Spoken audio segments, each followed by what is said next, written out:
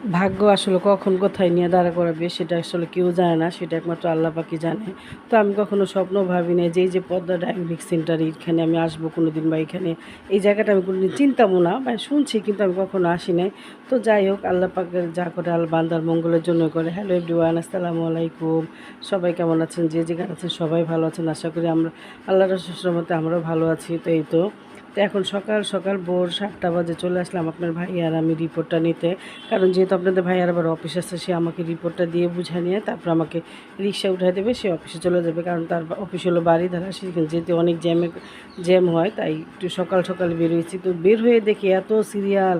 তো তারা কিন্তু রিপোর্টটা পুরোপুরি রেডিও করতে পারে নাই। তো মানুষের এত সিরিয়াল, অথচ দেখেন 7টা বাজে না এখনই আর কত সিরিয়াল, কত মানুষ হাসপাতালে এখনও। আর একটু বেলা হলে তখন তো আরও বেশি হয়। তো ভাগ্যিস আমি তো কখনো জানতাম না, আপনাদের ভাই আমাকে তাড়াহুড়া করে নিয়ে গেছে এই জন্য। তা আমি ভাবছি নিরিবিলি গেলেই হতো, যাই হোক রিপোর্টটা পেলাম। তো সে রিপোর্টটা দেখাই নিল। সে আবার তার মেয়েদের প্রতি, বাচ্চার প্রতি সে একটু অন্যরকম দায়িত্বশীল, সে দেখাই তারপর নিল যদি কোনো ভুল ত্রুটি হয়। তো আমাকে রিক্সা উঠাই দিয়েছে, তো আমি বাসায় চলে আসলাম, সে তার মতো অফিসে চলে গেছে। তো বাসায় আসার পরে একটু রেস্ট নিয়ে এখন একটু নাস্তা রেডি করতেছি। তো আমার প্রচুর ক্ষুধা লাগছে, তো ভাবলাম 2টা রুটি ভাজি, তো আমি আর মেয়ে খাবো।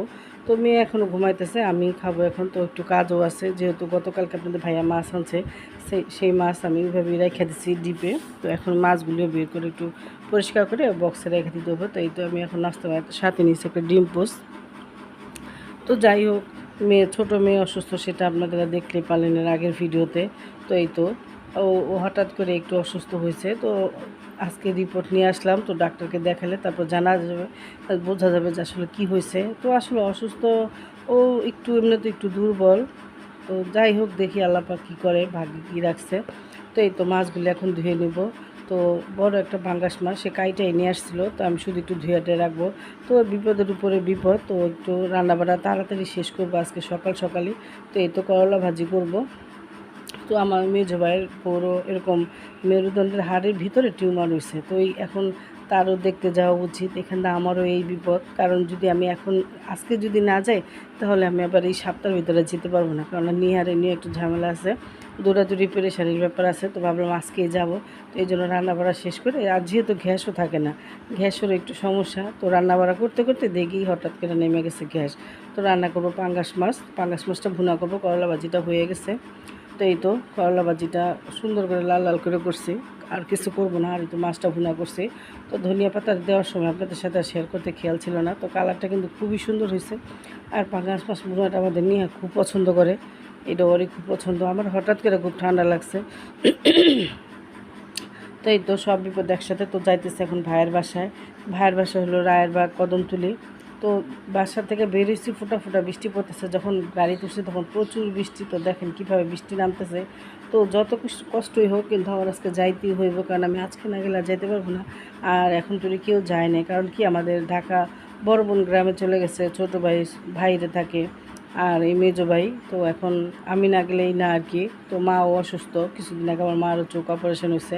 তো যাই হোক, যেতে হবে, কারণ নিজের ভাই বোন অসুস্থ হলে একজন আরেকজনকে দেখতেই হয়, কিছু করার নাই। তো এই তো এখন আইসা পড়ছি। তো রায়েরবাগ থেকে ভাইয়ের বাসায় আসছি। ভাইয়ের বাসা দেখেন ঘরের অবস্থা কী, কারণ ঘরের মহিলারা যদি অসুস্থ থাকে, ঘরের কোনো থাকে না, অস্তিত্ব থাকে না। তো ভাই মুড়ি ভর্তা বানাইতেছে, ভাইয়ের ছেলে বসে আছে। তো আমি আমার আব্বা আর আমার ছোটো মেয়েকে নিয়েই কিন্তু গেছিলাম। তো রান্নাবাড়া করে কাপড়ও চেঞ্জ করে শুধু বোরকাটা পরে চলে গেছি। তো এখানে ছাদে উঠছে আমার ভাইয়ের ছেলে। তো ওরা আবার ছাদ বাগানে অনেক গাছ টাছ লাগাইছে, তো অনেক প্রচুর পুদিনা পাতা হয়েছে।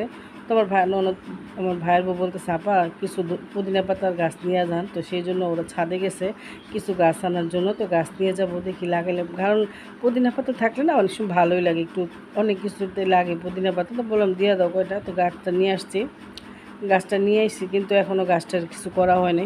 তো ভালো লাগে না আসলে, মেয়েটা নিয়ে খুব টেনশন আছে। তো সবাই দোয়া করবেন আমাদের নিহার জন্য। তো আমার পরিবারে একটু অসুখ বিসুখটা লেগেই থাকে বেশিরভাগ। তো এই তো যাই হোক, কী করার, আল্লাহ পাকই তো দেয়। তো যে মুরব্বীরা বলে যে সুখে থাকলে কাউকে বলো না নজর লাগবে, আর দুঃখে থাকলে কাউকে বলো না লবণে ছিটা দিবে।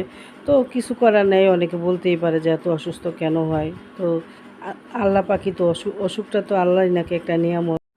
তো অসুখটাও নাকি আল্লাহর একটা নিয়ামত। তো যাই হোক, আল্লাহ পাক অর্থ সম্পদ নাই বা দিচ্ছে, আল্লাহ পাক অসুস্থ দিছে, সুস্থ আবার তিনিই করে, তার উপরে আল্লাহর অনেক ভরসা। সে ভালো করবে সে, মন্দও করবে সে।